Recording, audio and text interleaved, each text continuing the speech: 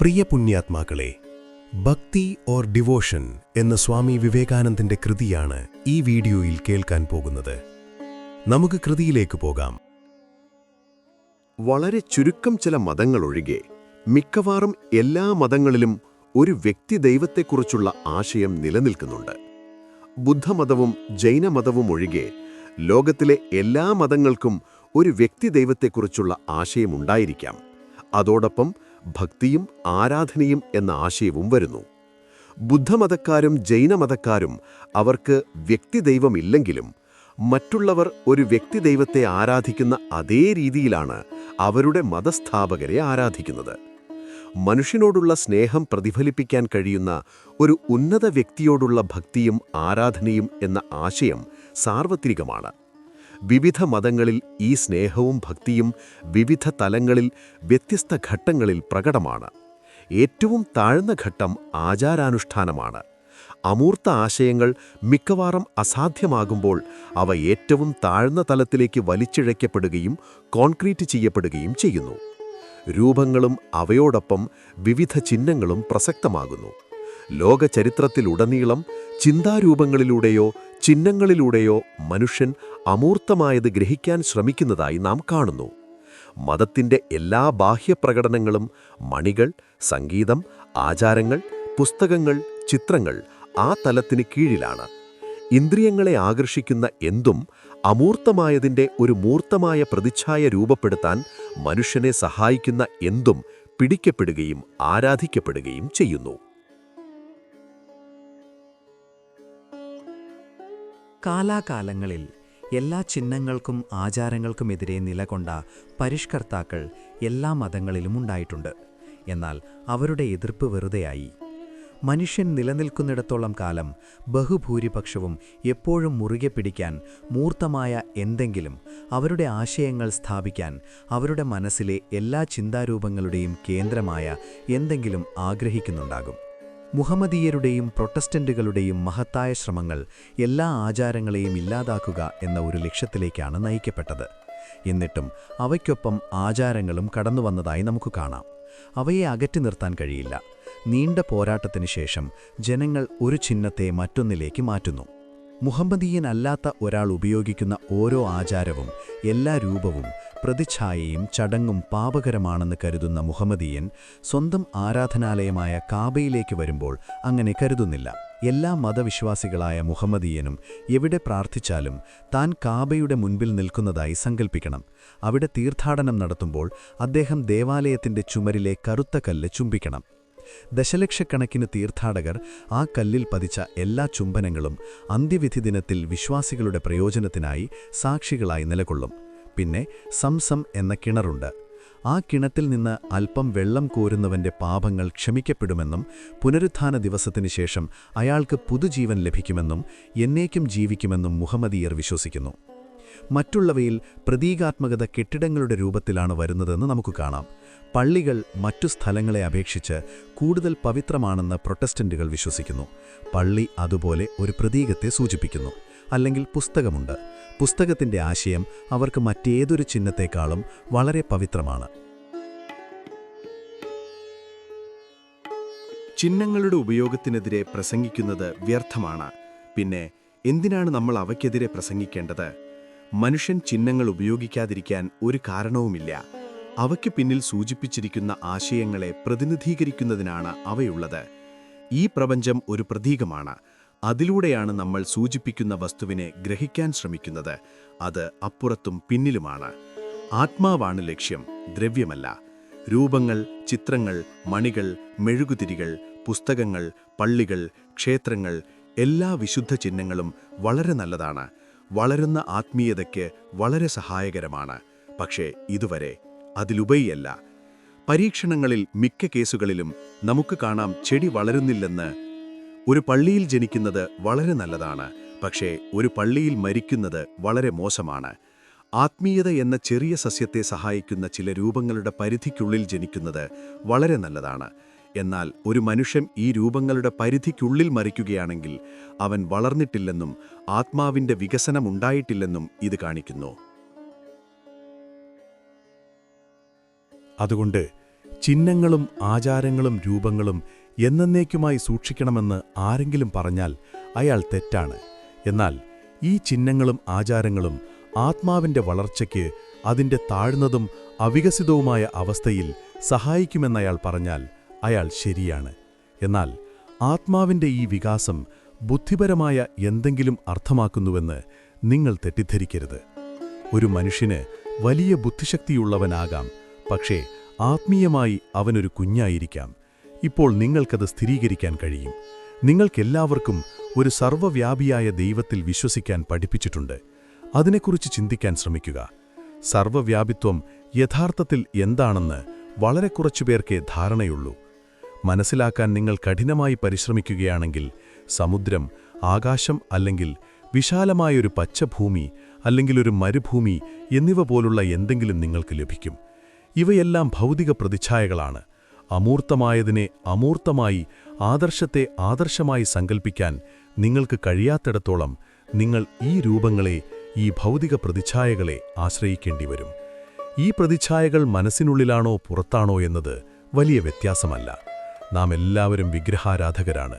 വിഗ്രഹാരാധന നല്ലതാണ്, കാരണം അത് മനുഷ്യന്റെ സ്വഭാവത്തിലാണ്. ആർക്കാണ് അതിനപ്പുറം കടക്കാൻ കഴിയുക? പൂർണ്ണനായ മനുഷ്യൻ, എ പെർഫെക്റ്റ് മാൻ, അല്ലെങ്കിൽ ഒരു ദൈവമനുഷ്യൻ, ഈ രണ്ടുപേർക്ക് മാത്രം. ബാക്കിയുള്ളവരെല്ലാം വിഗ്രഹാരാധകരാണ്.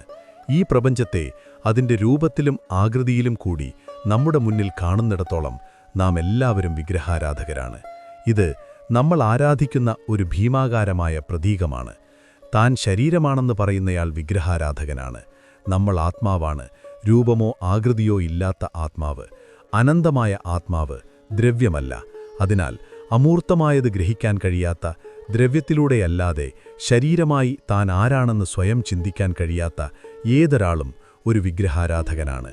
എന്നിട്ടും ആളുകൾ പരസ്പരം വിഗ്രഹാരാധകരെന്ന് വിളിച്ചുകൊണ്ട് പരസ്പരം പോരിടുന്നു. മറ്റൊരു വിധത്തിൽ പറഞ്ഞാൽ, ഓരോരുത്തരും പറയുന്നു തന്റെ വിഗ്രഹം ശരിയെന്നും മറ്റുള്ളവരുടേത് തെറ്റെന്നും. അതുകൊണ്ട് ഈ ബാലിശമായ ധാരണകളിൽ നിന്ന് നാം മുക്തി നേടണം. മതം വെറും നുരകളുടെ ഒരു കൂട്ടമാണെന്നും അതൊരു സിദ്ധാന്ത വ്യവസ്ഥ മാത്രമാണെന്നും കരുതുന്ന മനുഷ്യരുടെ വാചാലതകൾക്കപ്പുറത്തേക്ക് നാം കടക്കണം. അവർക്ക് മതം ഒരു ചെറിയ ബൗദ്ധിക സമ്മതമോ വിയോജിപ്പോ മാത്രമാണ്. അവർക്ക് മതം സ്വന്തം പുരോഹിതന്മാർ പറയുന്ന ചില വാക്കുകളിൽ വിശ്വസിക്കുകയാണ്.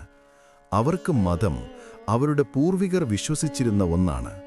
അവർക്ക് മതം ഒരു പ്രത്യേക രൂപത്തിലുള്ള ആശയങ്ങളുടെയും അന്ധവിശ്വാസങ്ങളുടെയും ഒരു രൂപമാണ്. കാരണം അവ അവരുടെ ദേശീയ അന്ധവിശ്വാസങ്ങളാണ്. ഇവയെല്ലാം മറികടന്ന് മനുഷ്യരാശിയെ ഒരു വിശാലമായ ജീവിയായും പതുക്കെ വെളിച്ചത്തിലേക്ക് വരുന്നതായും ദൈവം എന്ന് വിളിക്കപ്പെടുന്ന ആ അദ്ഭുതകരമായ സത്യത്തിലേക്ക് പതുക്കെ വികസിക്കുന്ന ഒരു അദ്ഭുതകരമായ സസ്യമായും കാണണം. ഇതിലേക്കുള്ള ആദ്യ ചലനങ്ങൾ എല്ലായ്പ്പോഴും ദ്രവ്യത്തിലൂടെയും ആചാരങ്ങളിലൂടെയുമാണ്. ഈ ആചാരങ്ങളുടെ എല്ലാം കാതലായി, മറ്റെല്ലാറ്റിനുമുപരിയായി ഒരാശയം നിലനിൽക്കുന്നു: ഒരു നാമാരാധന. ക്രിസ്തുമതത്തിന്റെ പഴയ രൂപങ്ങൾ പഠിച്ച നിങ്ങളിൽ, ലോകത്തിലെ മറ്റു മതങ്ങളെക്കുറിച്ച് പഠിച്ച നിങ്ങളിൽ, അവയിലെല്ലാം ഒരു നാമാരാധന എന്ന ആശയമുണ്ടെന്ന് നിങ്ങൾ തിരിച്ചറിഞ്ഞിരിക്കാം. ഒരു നാമം വളരെ പവിത്രമാണെന്ന് പറയപ്പെടുന്നു. ബൈബിളിൽ ദൈവത്തിന്റെ വിശുദ്ധ നാമം താരതമ്യപ്പെടുത്താനാവാത്ത വിധം പവിത്രമായും എല്ലാറ്റിനുമുപരി പവിത്രമായും കണക്കാക്കപ്പെട്ടിരുന്നുവെന്ന് നാം വായിക്കുന്നു.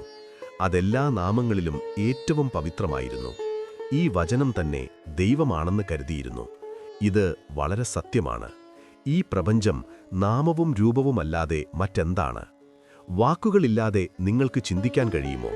വാക്കും ചിന്തയും വേർതിരിക്കാനാവാത്തതാണ്. നിങ്ങളിൽ ആർക്കെങ്കിലും അവയെ വേർതിരിക്കാൻ കഴിയുമോ എന്ന് ശ്രമിക്കുക. നിങ്ങൾ ചിന്തിക്കുമ്പോഴെല്ലാം നിങ്ങൾ അങ്ങനെ ചെയ്യുന്നത് പദരൂപങ്ങളിലൂടെയാണ്. ഒന്ന് മറ്റൊന്ന് കൊണ്ടുവരുന്നു, ചിന്ത വാക്ക് കൊണ്ടുവരുന്നു, വാക്ക് ചിന്ത കൊണ്ടുവരുന്നു. അങ്ങനെ മുഴുവൻ പ്രപഞ്ചവും ദൈവത്തിന്റെ ബാഹ്യ പ്രതീകമാണ്. അതിനു പിന്നിൽ അവന്റെ മഹത്തായ നാമം നിലകൊള്ളുന്നു. ഓരോ പ്രത്യേക ശരീരവും ഒരു രൂപമാണ്. ആ പ്രത്യേക ശരീരത്തിനു പിന്നിൽ അതിന്റെ പേരാണ്. നമ്മുടെ സുഹൃത്തായ ഇന്നവനെക്കുറിച്ച് ചിന്തിക്കുമ്പോൾ തന്നെ അവന്റെ ശരീരത്തെക്കുറിച്ചുള്ള ആശയം വരുന്നു. നിങ്ങളുടെ സുഹൃത്തിന്റെ ശരീരത്തെക്കുറിച്ച് ചിന്തിക്കുമ്പോൾ തന്നെ അവന്റെ പേരിനെക്കുറിച്ചുള്ള ആശയം നമുക്ക് ലഭിക്കും. ഇത് മനുഷ്യന്റെ ഘടനയിലാണ്. അതായത് മനഃശാസ്ത്രപരമായി മനുഷ്യന്റെ മനസ്സിൽ രൂപത്തിന്റെ ആശയമില്ലാതെ പേരിന്റെ ആശയം വരാൻ കഴിയില്ല. നാമത്തിന്റെ ആശയമില്ലാതെ രൂപത്തിന്റെ ആശയം വരാനും കഴിയില്ല. അവ വേർതിരിക്കാനാവാത്തവയാണ്. അവ ഒരേ തരംഗത്തിന്റെ ബാഹ്യവും ആന്തരികവുമായ വശങ്ങളാണ്. അതുപോലെ ലോകമെമ്പാടും പേരുകൾ ഉയർത്തപ്പെടുകയും ആരാധിക്കപ്പെടുകയും ചെയ്തിട്ടുണ്ട്. ബോധപൂർവമോ അബോധപൂർവമോ മനുഷ്യൻ പേരുകളുടെ മഹത്വം കണ്ടെത്തി.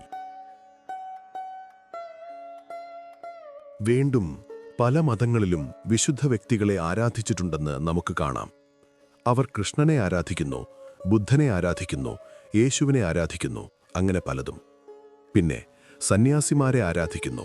നൂറുകണക്കിന് ആളുകളെ ലോകമെമ്പാടും ആരാധിച്ചിട്ടുണ്ട്. എന്തുകൊണ്ടങ്ങനെ? പ്രകാശത്തിന്റെ പ്രകമ്പനം എല്ലായിടത്തുമുണ്ട്. മൂങ്ങ അത് ഇരുട്ടിൽ കാണുന്നു. അതവിടെയുണ്ടെന്ന് അത് സൂചിപ്പിക്കുന്നു. എന്നിരുന്നാലും മനുഷ്യന് അത് കാണാൻ കഴിയില്ല.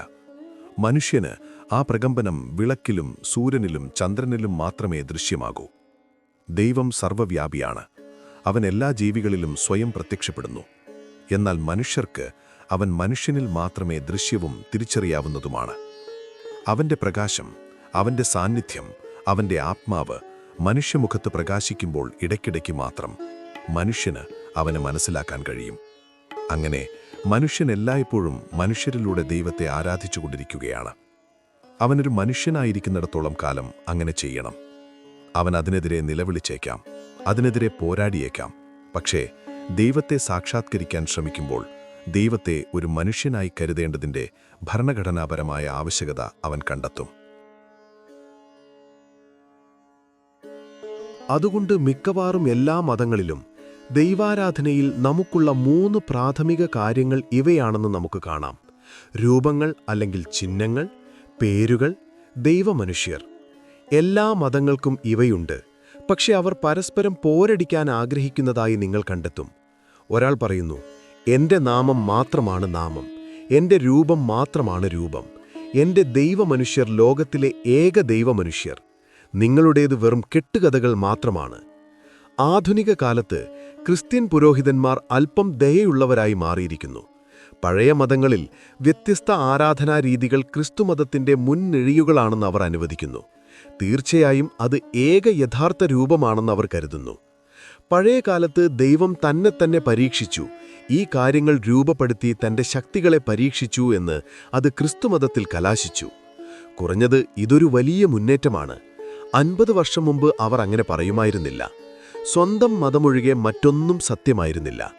ഈ ആശയം ഏതെങ്കിലും മതത്തിലോ രാഷ്ട്രത്തിലോ ആളുകളുടെ വർഗത്തിലോ മാത്രമായി പരിമിതപ്പെടുത്തിയിട്ടില്ല. മറ്റുള്ളവർ ചെയ്യേണ്ട ഒരേ ഒരു ശരിയായ കാര്യം അവർ സ്വയം ചെയ്യുന്നതാണെന്ന് ആളുകൾ എപ്പോഴും ചിന്തിക്കുന്നു. ഇവിടെയാണ് വ്യത്യസ്ത മതങ്ങളെക്കുറിച്ചുള്ള പഠനം നമ്മെ സഹായിക്കുന്നത്. നമ്മൾ നമ്മുടേതെന്ന് വിളിക്കുന്ന അതേ ചിന്തകൾ, നമ്മുടെ മാത്രം ചിന്തകൾ, നൂറുകണക്കിന് വർഷങ്ങൾക്ക് മുമ്പ് മറ്റുള്ളവരിൽ ഉണ്ടായിരുന്നു എന്ന്, ചിലപ്പോൾ നമ്മുടെ സ്വന്തം രീതിയേക്കാൾ മികച്ച രീതിയിൽ ആവിഷ്കാരത്തിൽ പോലും ഇത് നമ്മെ കാണിക്കുന്നു. മനുഷ്യൻ കടന്നുപോകേണ്ട ഭക്തിയുടെ ബാഹ്യരൂപങ്ങളാണിവ. എന്നാൽ അവൻ ആത്മാർത്ഥനാണെങ്കിൽ, സത്യത്തിൽ എത്തിച്ചേരാൻ ആഗ്രഹിക്കുന്നുവെങ്കിൽ, അവൻ ഇവയേക്കാൾ ഉയരത്തിൽ രൂപങ്ങളൊന്നുമല്ലാത്ത ഒരു തലത്തിലേക്ക് പോകുന്നു. ക്ഷേത്രങ്ങളോ പള്ളികളോ പുസ്തകങ്ങളോ രൂപങ്ങളോ ആത്മീയ കുട്ടിയെ ഉയർന്ന പടികൾ കയറുന്നതിൽ ശക്തനാക്കാൻ മതത്തിൻ്റെ ബാലവാടി മാത്രമാണ്. ദൈവത്തിനായുള്ള ദാഹത്തോടൊപ്പം യഥാർത്ഥ ഭക്തിയും വരുന്നു. ആർക്കാണ് ആഗ്രഹം? അതാണ് ചോദ്യം. മതം വിശ്വാസ സത്യങ്ങളിലോ സിദ്ധാന്തങ്ങളിലോ ബുദ്ധിപരമായ വാദത്തിലോ അല്ല. അത് ഉള്ളതും മാറുന്നതുമാണ്. അത് സാക്ഷാത്കാരവുമാണ്. ദൈവത്തെക്കുറിച്ചും ആത്മാവിനെക്കുറിച്ചും പ്രപഞ്ചത്തിലെ എല്ലാ രഹസ്യങ്ങളെക്കുറിച്ചും പലരും സംസാരിക്കുന്നത് നമ്മൾ കേൾക്കുന്നു. പക്ഷേ നിങ്ങളവയെ ഓരോന്നായി എടുത്ത് അവരോട് നിങ്ങൾ ദൈവത്തെ തിരിച്ചറിഞ്ഞോ, നിങ്ങളുടെ ആത്മാവിനെ കണ്ടിട്ടുണ്ടോ എന്ന് ചോദിച്ചാൽ എത്ര പേർക്ക് അവർക്കുണ്ടെന്ന് പറയാൻ കഴിയും? എന്നിട്ടും അവരെല്ലാം പരസ്പരം പോരടിക്കുന്നു. ഒരു കാലത്ത് ഇന്ത്യയിൽ വ്യത്യസ്ത വിഭാഗങ്ങളുടെ പ്രതിനിധികൾ ഒത്തുചേർന്ന് തർക്കിക്കാൻ തുടങ്ങി. ഏകദൈവം ശിവനാണെന്ന് ഒരാൾ പറഞ്ഞു. മറ്റൊരാൾ പറഞ്ഞു ഏകദൈവം വിഷ്ണുവാണ്. അങ്ങനെ പലതും. അവരുടെ ചർച്ചയ്ക്ക് അവസാനമില്ലായിരുന്നു. ഒരു മുനി ആ വഴി കടന്നുപോവുകയായിരുന്നു. തർക്കക്കാർ അദ്ദേഹത്തെ വിഷയം തീരുമാനിക്കാൻ ക്ഷണിച്ചു. ശിവനെ ഏറ്റവും വലിയ ദൈവമായി അവകാശപ്പെട്ട മനുഷ്യനോട് അദ്ദേഹം ആദ്യം ചോദിച്ചു, നീ ശിവനെ കണ്ടിട്ടുണ്ടോ? നിനക്കവനെ പരിചയമുണ്ടോ? ഇല്ലെങ്കിൽ അവൻ ഏറ്റവും വലിയ ദൈവമാണെന്ന് നിനക്കെങ്ങനെ അറിയാം? പിന്നെ വിഷ്ണുവിൻ്റെ ആരാധകന്റെ നേരെ തിരിഞ്ഞു അയാൾ ചോദിച്ചു, നീ വിഷ്ണുവിനെ കണ്ടിട്ടുണ്ടോ? അവരോടെല്ലാം ഈ ചോദ്യം ചോദിച്ചപ്പോൾ അവരിൽ ആർക്കും ദൈവത്തെക്കുറിച്ച് ഒന്നും അറിയില്ലായിരുന്നുവെന്ന് അയാൾ കണ്ടെത്തി. അതുകൊണ്ടാണ് അവർ ഇത്രയധികം തർക്കിച്ചത്. കാരണം അവർ ശരിക്കും അറിഞ്ഞിരുന്നെങ്കിൽ അവർ വാദിക്കുമായിരുന്നില്ല. ഒരു പാത്രത്തിൽ വെള്ളം നിറയ്ക്കുമ്പോൾ അത് ശബ്ദമുണ്ടാക്കുന്നു, പക്ഷേ അത് നിറയുമ്പോൾ ശബ്ദമുണ്ടാകില്ല. അതിനാൽ ഈ തർക്കങ്ങളുടെയും വിഭാഗങ്ങൾ തമ്മിലുള്ള പോരാട്ടങ്ങളുടെയും വസ്തുത കാണിക്കുന്നത് അവർക്ക് മതത്തെക്കുറിച്ച് ഒന്നും അറിയില്ലെന്ന്. അവർക്ക് മതം പുസ്തകങ്ങളിൽ എഴുതാൻ വേണ്ടിയുള്ള നുരയുന്ന വാക്കുകളുടെ ഒരു കൂട്ടം മാത്രമാണ്. ഓരോരുത്തരും വലിയ പുസ്തകമെഴുതാൻ തിടുക്കം കൂട്ടുന്നു. അത് കഴിയുന്നത്ര വലുതാക്കാൻ കയ്യിൽ വയ്ക്കാവുന്ന എല്ലാ പുസ്തകങ്ങളിൽ നിന്നും തൻ്റെ വസ്തുക്കൾ മോഷ്ടിക്കുന്നു. ഒരിക്കലും തൻ്റെ കടപ്പാട് അംഗീകരിക്കുന്നില്ല. എന്നിട്ട് അദ്ദേഹം ഈ പുസ്തകം ലോകത്തിനു നേരെ എറിയുന്നു. അവിടെ ഇതിനകം നിലനിൽക്കുന്ന അസ്വസ്ഥതകൾ വർദ്ധിപ്പിക്കുന്നു. മനുഷ്യരിൽ ബഹുഭൂരിപക്ഷവും നിരീശ്വരവാദികളാണ്. ആധുനിക കാലത്ത് പാശ്ചാത്യ ലോകത്ത് മറ്റൊരു വിഭാഗം നിരീശ്വരവാദികൾ നിലവിൽ വന്നതിൽ എനിക്ക് സന്തോഷമുണ്ട്. ഞാൻ ഉദ്ദേശിക്കുന്നത് ഭൗതികവാദികൾ എന്നാണ്. അവർ ആത്മാർത്ഥതയുള്ള നിരീശ്വരവാദികളാണ്. ആത്മാർത്ഥതയില്ലാത്ത, മതത്തെക്കുറിച്ച് പോരാടുകയും സംസാരിക്കുകയും ചെയ്യുന്ന, എന്നിട്ടും അത് ആഗ്രഹിക്കാത്ത, ഒരിക്കലും അത് സാക്ഷാത്കരിക്കാൻ ശ്രമിക്കാത്ത, ഒരിക്കലും അത് മനസ്സിലാക്കാൻ ശ്രമിക്കാത്ത മതനിരീശ്വരവാദികളെക്കാൾ മികച്ചവരാണവർ. ക്രിസ്തുവിൻ്റെ വാക്കുകൾ ഓർക്കുക. ചോദിക്കുക, അത് നിങ്ങൾക്ക് ലഭിക്കും. അന്വേഷിക്കുക, നിങ്ങൾ കണ്ടെത്തും. മുട്ടുക, അത് നിങ്ങൾക്ക് തുറക്കപ്പെടും. ഈ വാക്കുകൾ അക്ഷരാർത്ഥത്തിൽ സത്യമാണ്. കണക്കുകളോ കെട്ടുകഥകളോ അല്ല. നമ്മുടെ ഈ ലോകത്തിലേക്ക് വന്നിട്ടുള്ള ദൈവത്തിൻ്റെ ഏറ്റവും വലിയ പുത്രന്മാരിലൊരാളുടെ ഹൃദയരക്തത്തിൻ്റെ ഒഴുക്കായിരുന്നു അവ. ദൈവത്തെ സ്വയം അനുഭവിക്കുകയും മനസ്സിലാക്കുകയും ചെയ്ത, ദൈവവുമായി സംസാരിച്ച, ദൈവത്തോടൊപ്പം ജീവിച്ച, നിങ്ങളെക്കാളോ ഞാൻ കാണുന്നതിനേക്കാളും 100 ഇരട്ടി തീവ്രമായി ഒരു മനുഷ്യനിൽ നിന്ന് സാക്ഷാത്കാരത്തിൻ്റെ ഫലമായി വന്ന വാക്കുകൾ. ആർക്കാണ് ദൈവത്തെ വേണ്ടത്? അതാണ് ചോദ്യം. ലോകത്തിലെ ഈ ജനസമൂഹമെല്ലാം ദൈവത്തെ ആഗ്രഹിക്കുന്നുവെന്നും അവന് ലഭിക്കില്ലെന്നും നിങ്ങൾ കരുതുന്നുണ്ടോ? അങ്ങനെയാകാൻ കഴിയില്ല. പുറത്തുള്ള വസ്തുവില്ലാതെ എന്താണ് ആഗ്രഹം? മനുഷ്യൻ ശ്വസിക്കാൻ ആഗ്രഹിക്കുന്നു. ശ്വസിക്കാൻ വായുവുണ്ട്. മനുഷ്യൻ കഴിക്കാൻ ആഗ്രഹിക്കുന്നു. കഴിക്കാൻ ഭക്ഷണവുമുണ്ട്.